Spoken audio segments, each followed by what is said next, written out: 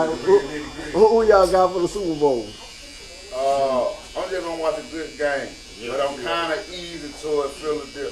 It depends on how I play. It depends on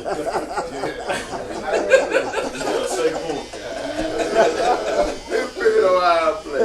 They're gonna determine the outcome of the game. If I show up, I eat my weed. Well, I'm gonna go Philly though. I'm gonna go Philly full time. Win or lose. Yeah, but boy, I don't know. Them politics, boy, that boy my homeboy. Boy. And it's clear he don't need no superstar receiver.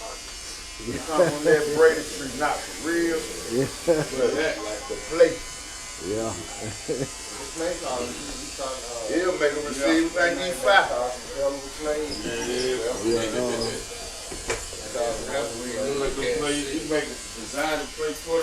Oh boy, he don't got no man. He don't got the Trey on. He got a Trey on. Yeah. Get in front of you and stop, make you five. Yeah.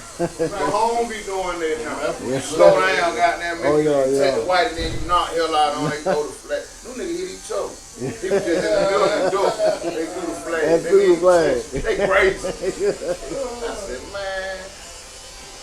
Yeah, it's hard to fight him in the rough thing. Man. They jumping.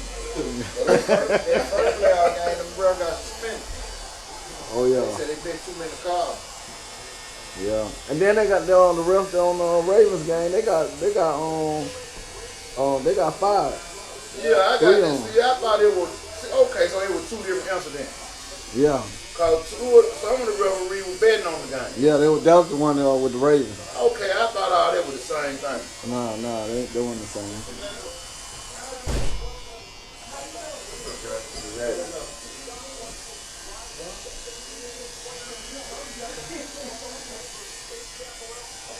Now we get on Trump. All of his policies that he got going on. Man, Trump got now. Yeah. I don't know. He better be one of his security. I know one of the ones where they don't tax your overtime. Now I like that. As I said, he's trying to do the federal income tax complete. Yeah. They want to start the federal government. They don't want to have money to run it. Yeah. Which I like that too. If you don't take no federal, but then you don't get, but you don't get no taxes though. Take the government. Do that. I ain't fun no, but don't take them. Mess around and be stung around and be the president forever for real. They want to switch the sides of that for sure. Like how do you begin a dictatorship? Like, how you begin it like without it looking like it? Like Well, you first, smooth do it. Probably the first thing you got to do in a dictatorship, you got to take folks' guns away. You got to take away for the public to be armed. That's the first thing you got to do. That's the first thing you got to do. Right, I like it. Right. Everybody going Right. That's the first part. And then you take over communication. The next thing is to take meeting. You doing communication first. You take meeting. You're doing that first. You can do that first too. You take meeting. You might be doing it in reverse. Like he already got it now. He trying to fix what is it? Everything got to be filtered. You don't shut down. Oh A well. lot of websites that will give you public information like the CDC, TikTok. the FDA. Well, you know TikTok got to sell them a certain percentage of it. But on the But actually, I'm talking about like the FDA and the CDC. Oh yeah. Well, so here's the thing with FDA, man. At one point, the FDA used to really regulate stuff, but really now, the FDA really is in the pocket of corporations because they don't really have control of nothing. Like the FDA can't stop vaccines. They can't, they don't even really judge whether something's safe for the market or not anymore. So they really don't. They're not doing their job. That's true. Yeah. All down to them fruit loops. Good fruit loops, they're being accountable. You can know that stuff with all that dye in it. We have like some of the worst nutritional things in our diet that other countries, and the countries here don't sell it to the rest of the world. They'll sell it to us. It's banned like this. All go. Yeah. Now one of the rumors that I had heard by Trump is that he wanted to go against the New World Order. He don't want I'm just telling you what it is. He don't want to do. He said he don't want one away for the whole world. He don't want that. He want everybody to be able. Oh yeah, cause he ain't gonna be able. He ain't gonna be the best.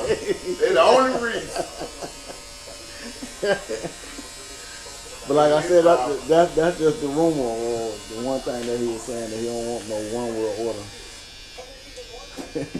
I would say that like this, well, it's the same kind of situation, right? The Republican Party bring the setback to the country, right? They the only one do it real like, listen, passing saying, okay, we only gonna recognize 2 genders in the country. That don't seem crazy. You know what I'm saying? That makes sense. There is some crazy stuff too now. Like the birthright stuff, he don't have the power to do that.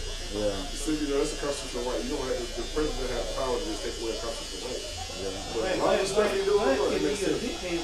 He do whatever he wants to now. Yeah, Think about that. Even though it is Constitution.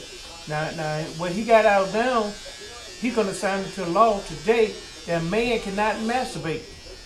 What? Oh, yeah, He's going to sign into law today. That passed in Alabama? Yes. It's a boy. We gotta do something about me. I'm telling you. And right.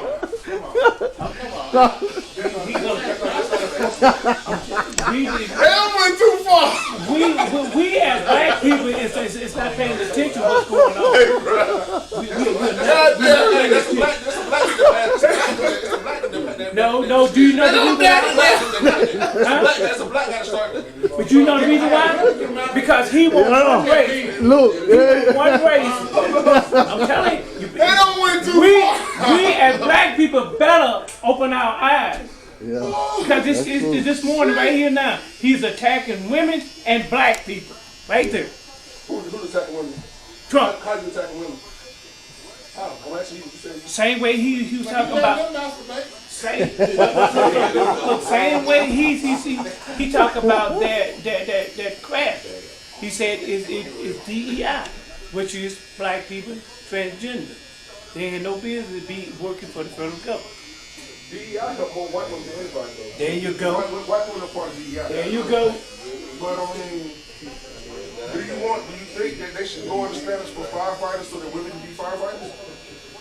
Say that again now? Do you think they should lower the requirements for firefighters so that women can be firefighters? No. Then that's what DEI does. It says, oh, you don't have to make a list of 250-pound man because you want women to do this job. Now, if you can't, this 250-pound man, that's okay. We're gonna still let you be firefighter. That's one of the things. That's right. It goes deeper than that. So you're right. It's only one, but it goes further. Because it also helps our black kids to get in these expensive hill college too. Well, what you mean like what affirmative action? Yes. I understand that, but you know that when affirmative action went away, the number of black people that went to school didn't change. We don't need that. We're good. We can pass this thing. We don't need that. We don't need a special test. Let me tell you something. And listen, here's the thing about affirmative action. I don't think it was bad, right? Because once you got in, they didn't give you no affirmative action test. Once you got in there, you were there, you did it. You were good. But people didn't believe you were good because they think you only got in because you needed help. You understand what I mean? We didn't listen. The people that suffered when affirmative action went away were Asians and white people because they were benefiting from it more, especially the Asians. They voted for it. They voted to get rid of it. And then their numbers went from being about 30% of people in elite colleges to 20%. Their numbers went down. The number of black people getting into those colleges are still the same without affirmative action because they were misusing. They weren't helping us with it anyway. And they were using it as a reason to say that you don't really deserve it. You're a welder, right? I remember you said you're a welder, right? No, I'm a mechanical engineer. Okay, cool. You're a mechanical engineer. Cool, right. So look, but they're going to tell you, but listen, sir, you only got into school because of affirmative action. Which, listen, and listen, here's the thing about it. It may have even been true, but once you got in, you had your curriculum. You had to pass every test. They didn't have an affirmative action curriculum for you, did they? They didn't have an affirmative action test. That's not the point. There's no need. No, that's not the We work the same thing. I'm a mechanical designer. So I understand you come. We work in a field where there ain't but a few of us. And you know, and I understand it. But there's no barriers right there to stop us from getting in there. Let me tell you something. Let me ask you something though. On one of the things, like you know how a company has where you able to raise in the company by standard, but if you get rid of that law, they wouldn't have the ability to to even raise someone, let's just say someone of your caliber that has the qualifications and different stuff like that, it wouldn't matter to them. They can just hire whoever they want to. Then you don't have no diversity. Are you saying that the DEI because they won't hire someone like me in that position? If in higher positions. Like let's say the position you work in now, and let's say you get used to that, and you want to move up in your company. I understand what you mean. I hear what you're saying. They don't have to. They don't have to at that point because of your qualification. They can just give it to whomever they want to. Then they can still do that even with DEI and all that stuff there because they can make a reason why they gonna pass you over. That's not real. They can subvent it. They can go around it. They can even do it better. They can do this right here. They can put somebody in a place they know is gonna be terrible at it, just to prove their point. You understand what I mean? Yeah. I don't. What bothers me is the idea that, and then I think at one point in our country we need that. Sir, you're a little bit older, man. I'm almost 50. I don't know how old you were. You like you were maybe some little bit older. Wait, listen.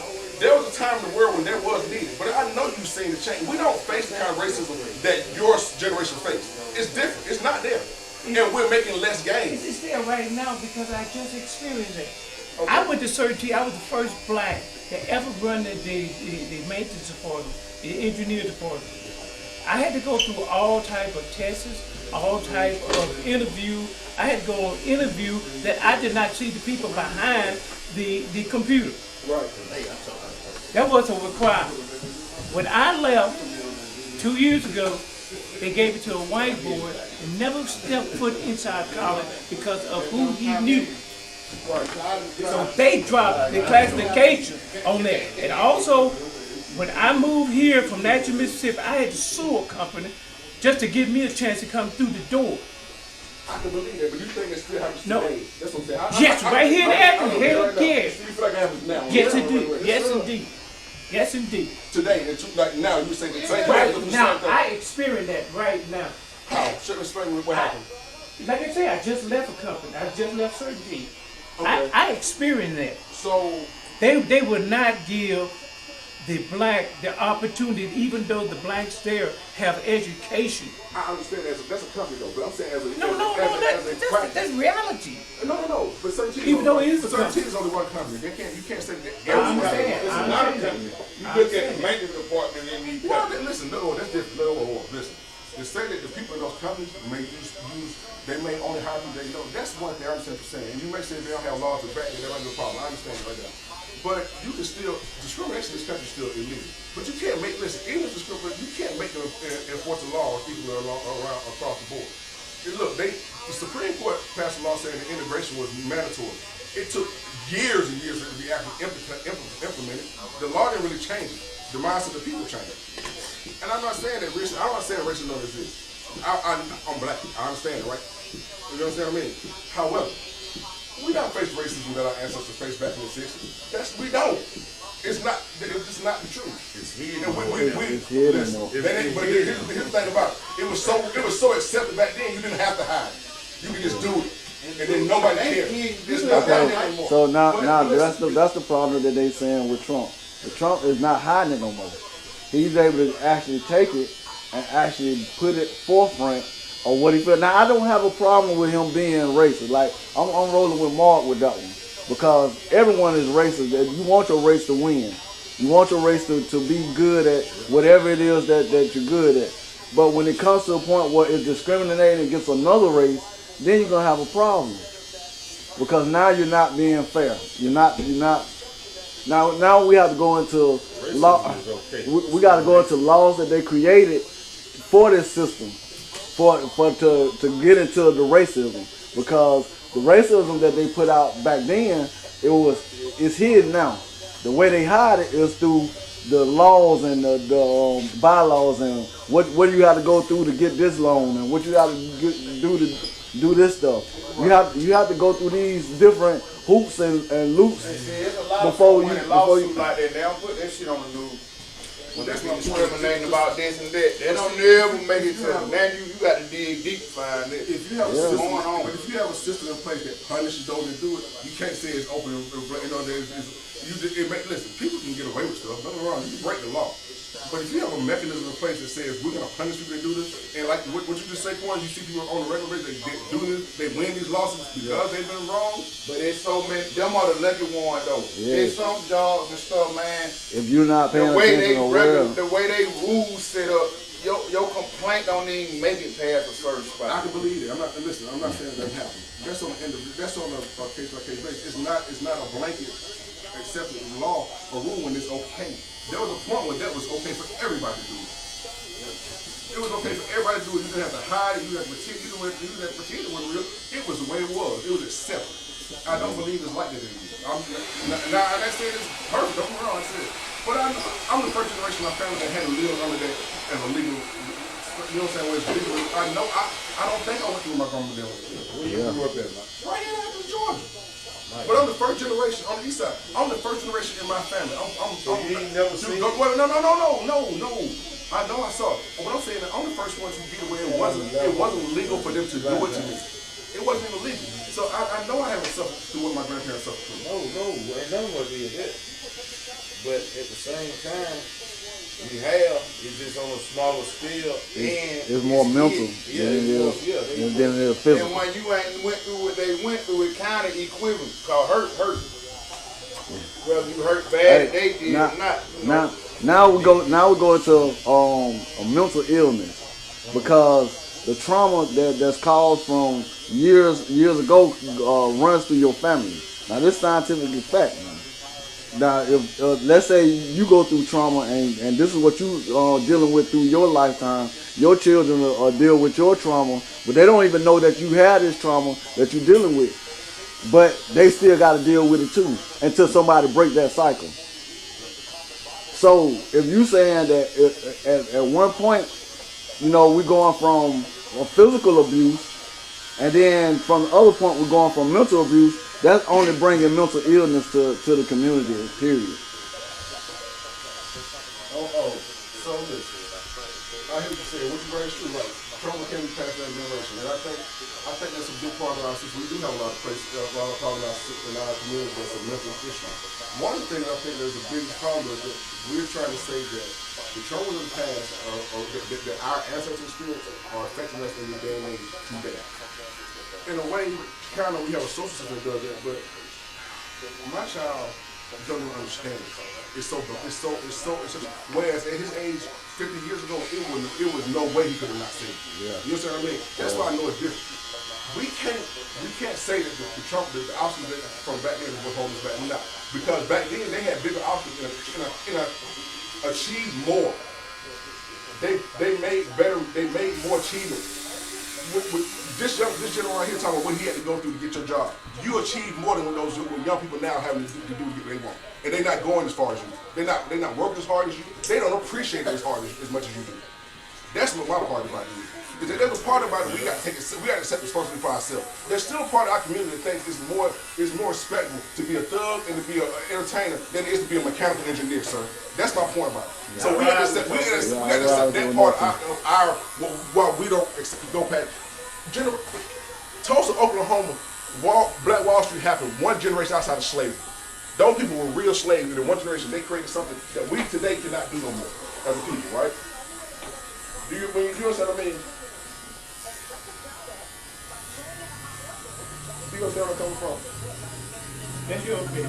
Okay, I understand. I understand you're an older man. You know more than I don't. You understand what I'm saying? But I think that what you went through. I was born in Natchez, Mississippi. That's where racism was at. Right. I never, in my life, called the N-word till I moved here to Athens, Georgia. I had racism against my people and the whites and the Hispanics because of my education. So what I did, I stepped back. I used reverse psychology. I learned how to initiate care and pretend that I want them to succeed just for me to succeed. I understand that too. I can believe it. You have to. I can believe it. You have to be a comedian. I had a restaurant here. I didn't have hardly any black people. Marcus didn't know. Marcus didn't get up. No blacks catered to me because they thought that I was white-owned business. What the heck? That's racist. but it's reverse racism though. They don't want to deal with you because they thought it was a white man's business. Yes. Imagine that. But so it goes both ways on that point. And it's an individual thing. Like I said, I don't want to disrespect you. I don't want to diminish No, you're not your disrespecting. experience. I'm good. I'm gonna say, but what I'm saying is today's generation, they are living off the hurt from generation stuff that did not happen to them. They use it as an excuse why they don't do what they want today. Today, thank God my child don't have to experience what you do. And a blame. He can. I'm saying I work in the same field you do. I know it ain't really the same thing. I did not experience this. I did not experience this when I was young. I'm saying I experienced this when I moved here to Athens. I had to go 18 months just to build a house. Go to court. I'm the lawyer because. But these are all liberal white people here. Huh? Athens is a liberal white area. We are a blue dot in a red sea. Right, the irony of it, right? Yep. The irony of it. Listen, think about it. You think about it. The demographic of Athens is a liberal. They're supposedly liberal white people. You understand what I mean? I hear what you're saying, and I believe you. My father was at Jordan College for 40 years. He had to apply 3 times to get hired. You're right.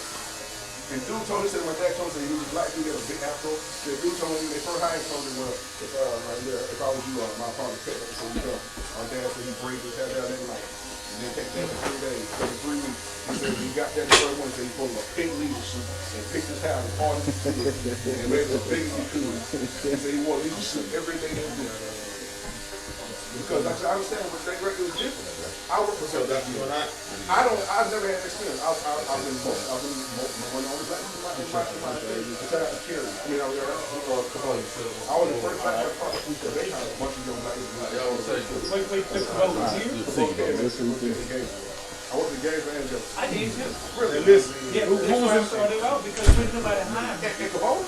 Up in Gainesville. How long was this? This was in 2002 when I first I moved got here. When you worked at by Oakwood? Yeah. Oh, right there behind before you get to And then I used to deliver to them. How long you was out there? About 6 months. Okay. And then I got the job here because I had, like I said, I had to take, I am my industrial counter. I had to take those guys to make them hire me. First time they were in 1986. First time they turned me away, say I was too educated. Too educated. What was this, a maintenance department? Yes.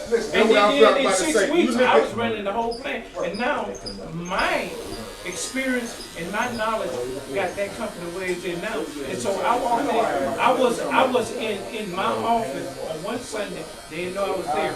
They walked in and said, that nigga made too much money. And that was, quote, unquote, because he came from me.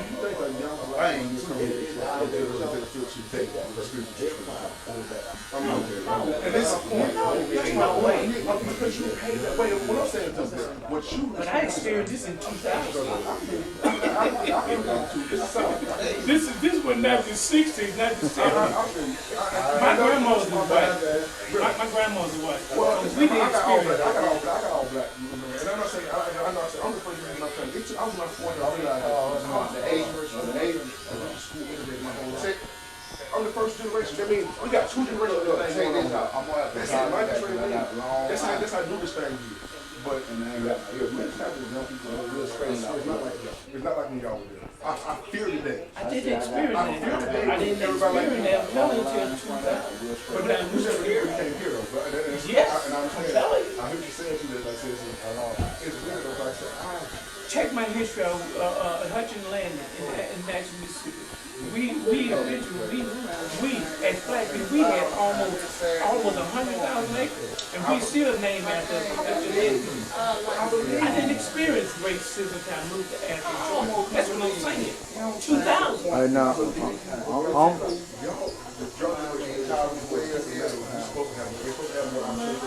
don't use the same stuff. They don't take advantage of it. I tell you, one of my biggest fears is that when all the people that actually live in the field are gone, because you're going to have a generation of that have less entitlement, and they have no idea where they are. You know what I mean? Young people, they don't understand. They don't understand what really why Martin Luther King is still. You have people in Virginia, of course, what Martin Luther King was even. Oh yeah, I know. This is weird. You're black. black people even do that. Yeah, some young black woman. She had some black woman going, well, was Martin King, but he didn't really be married because he was a womanizer. Questioning whether he, right. That's my, do you understand where I'm coming from? No. That's my mentality. That's what I mean. Like, they don't have, they don't appreciate what y'all did for us. If you really went in the trenches and really suffered, like, gave us a platform, we don't have to do that no more. Like, or at least legally right now. But you don't need to convince me because I got to a stage in my life. I accomplish and I go out for whatever I want to do, I do. And that's what I'm trying to teach my grandson is don't be afraid. Step out. That's what Go ahead. We don't have enough people like you telling your men like that. That's what we don't have. We don't need all these special laws. We need strong men telling them the truth and building them up. And what makes so sad, I sit right there and I look and I listen to when this election was going on, so many of us as black people and Hispanics follow Trump. And now guess what? Now he's going after the Hispanics. I mean, this is what he's doing. And no. My grandson sat there and listened at him. Oh, Trump is a good man. There's nothing wrong with him. And now guess what? Now we're going after the and we as black Trump slick, he confused before he let them black people out of jail. Like, oh, this is a good dude. Oh, he got all the game. What it is, the people with the politics. And they ain't doing it. We talk about the immigration thing too, like that. He talks about it. He makes it where it's forefront. But who deported more people than anybody up until Trump? Up until Trump, who had deported the most people? Barack Obama. Right, but no, people don't talk about this. But see, there's two sides of the same coin. You know what I mean? And my thing is that, look, I'm not a Trump supporter. I didn't vote for Trump. I didn't vote for Obama Harris. I didn't vote for neither one of them. Because I don't believe in neither one of those politics. I don't have no problem. I don't have no problem with president because they pay my bills. Because you got right, yeah, so because my wife is a federal employee, right, and she works. And she have Trump, the VA said, the stuff that you know how to do on the farm. I done did it. Because my daddy was 6 when I was born. He grew up on the farm, so you can imagine. You know what I'm saying? I did all the stuff that y'all were doing. Everything except fly with a mule. But I done used that same plow.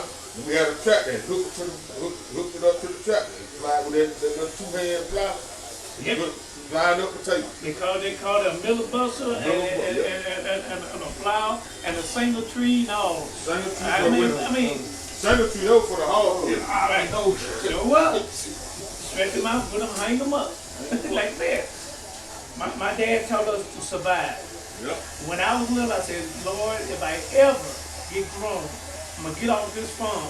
I'm not going to do this stuff. I'm going to go off to school. I snuck off and went to school. My daddy thought I was in the service. See, my daddy thought I was in the service. It'll take 20 years. That's right. That's all I'm saying right here. That's all I'm saying. My dad thought I was in the service, but I was off in college. I couldn't come home because I didn't want my dad to think that I wasn't, in the service. My mom knew. My mom protected me. She said, well, I used to take and stay on campus, man, during the holidays when I want to go home. I used to go home with friends. But when my dad found out that I was in college and I graduated, my dad didn't come to my graduation. Wow. That's how them old folks are. Yeah. He figured that, hey, no man should be in school. All of my brothers dropped out when they was in the 8th, 7th, and 8th grade.